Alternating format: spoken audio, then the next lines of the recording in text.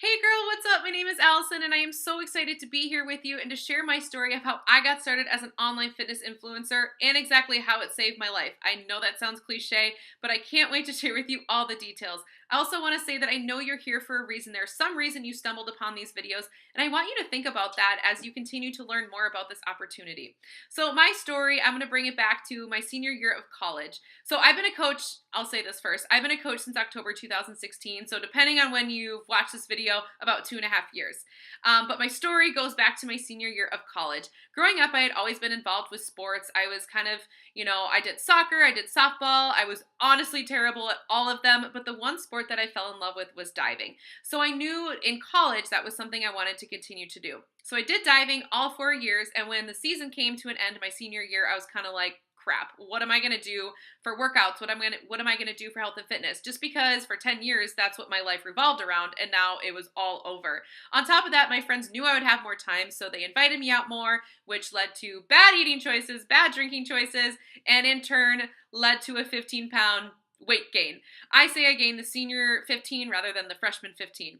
Graduation day came, and I have an identical twin sister, and as you can imagine, growing up, we've always been compared. Much as maybe if you have a sister or sibling or a best friend, it's just kind of how our society is, especially as women.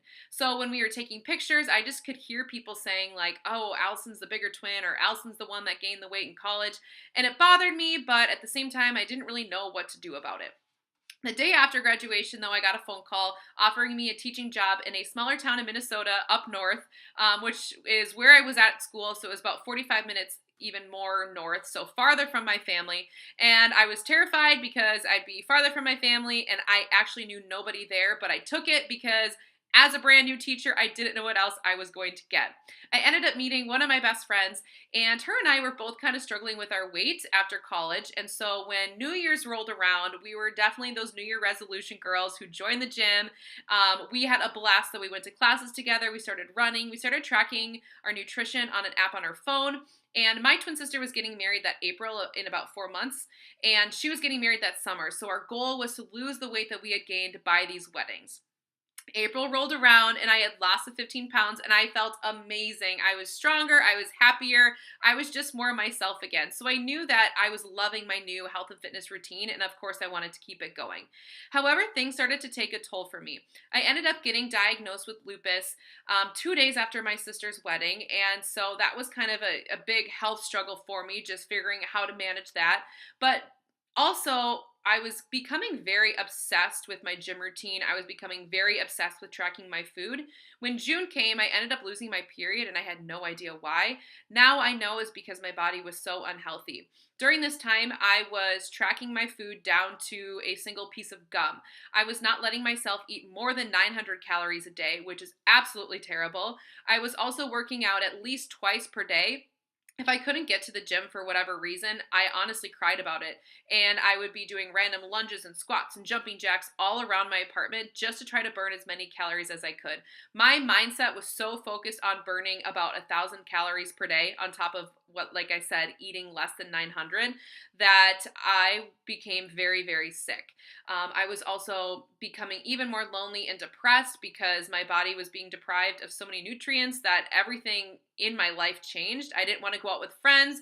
I didn't want to go out to eat with anyone because I didn't know how many calories were going to be in the food that I ordered. I didn't want to eat around people. I had this huge list of foods that I feared that I honestly just would not let myself eat. Things just continued to go on this way. I ended up losing another 20, 25 pounds on top of that original 15, and my body did not need to lose any more weight. So as you can imagine, I was very sick. That August rolled around and I was at my family's cabin, and my mom brought it to my attention that she thought I may have an eating disorder. I completely denied it because I thought what I was doing was just the right thing to do in order to stay healthy and fit, when in hindsight, weighing yourself 5 times a day, constantly tracking what you're eating, and recalculating it like 10 times a day is not healthy. So, of course, moms know best, and she forced me into treatment, and I was diagnosed with anorexia.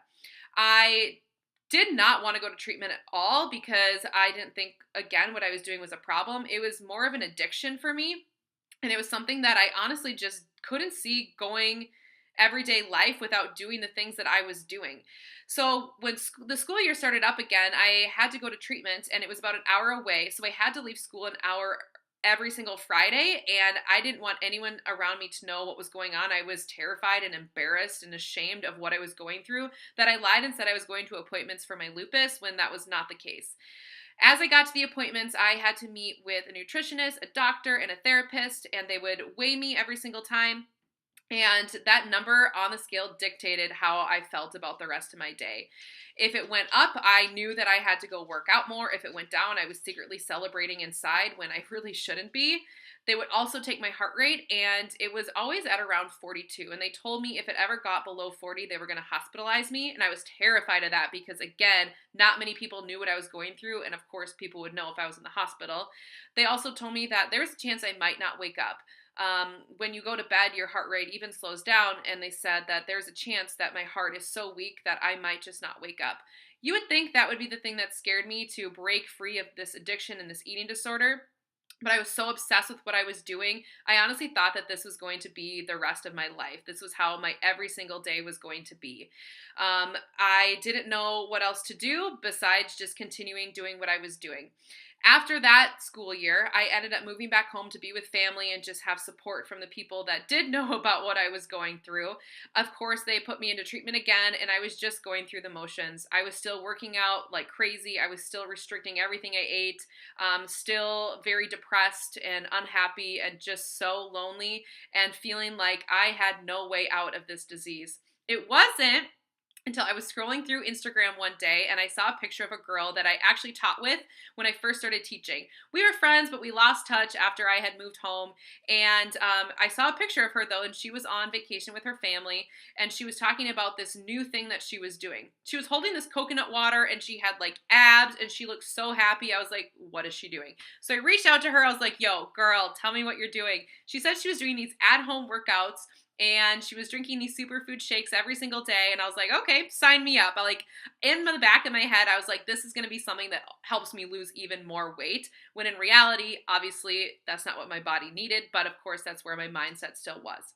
So my parents, I will say, were not happy about me joining a fitness community because I didn't need, to be surrounded by people who are losing weight, but I did it anyway, and I am so grateful that I did. I started with a program called the 21-Day Fix, and I completed it to a T. I followed the nutrition, which honestly was terrifying at first because I was eating foods that I hadn't eaten in years, and I was only working out for 30 minutes a day rather than 2+ hours. But I knew if she looked the way that she did by doing this, that I could also get those abs and those biceps that I saw that she had. So I ended up doing a few rounds of the 21-Day Fix, and you guys, by the end, my life had completely transformed. I was okay with working out for 30 minutes a day. I was okay with starting to eat foods that I had blocked out of my life for so long that my body really actually needed. And I would say this is truly the thing that saved me from my eating disorder. I honestly don't know where I would be right now if I had never joined this community. During this time, my coach kept telling me that I would be an amazing coach and I should check out these sneak peeks and learn more about what it is. I kept saying no, but finally one day I took the leap of faith and I signed up as a coach because I knew the story that I had and how my life was truly transformed and saved, that I could be that vessel for maybe at least one other person who was going through what I went through, or just to help one other person would honestly be worth it would be worth everything to me. I was terrified at first. I didn't want to post on social media. That was the one thing that kind of held me back for a really long time. And it took me a long time to be able to talk about my story and my eating disorder.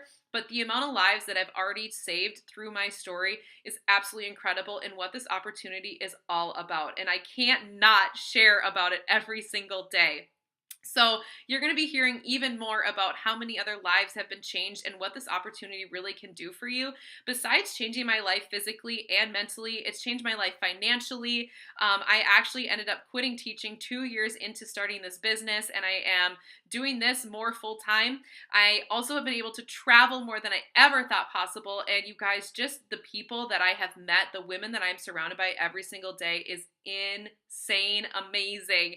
All of my best friends are through this business, and I am continuing to meet more and more incredible women every single day. That's what this honestly is all about.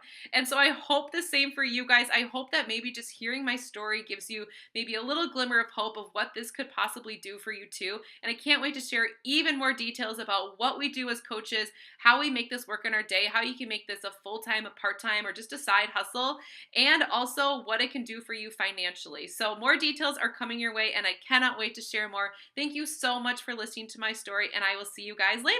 Bye.